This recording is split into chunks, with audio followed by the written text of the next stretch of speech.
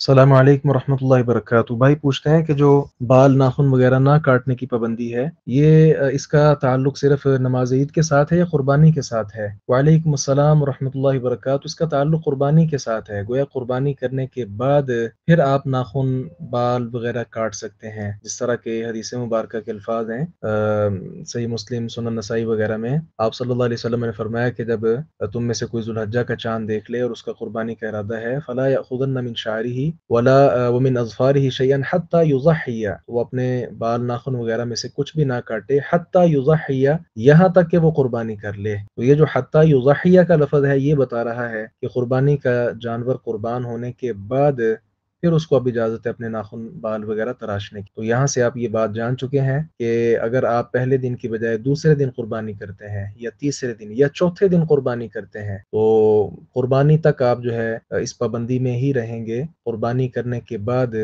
फिर आपको इजाज़त है बाल नाखून वगैरह तराशने की। अस्सलामु अलैकुम रहमतुल्लाहि व बरकातहू।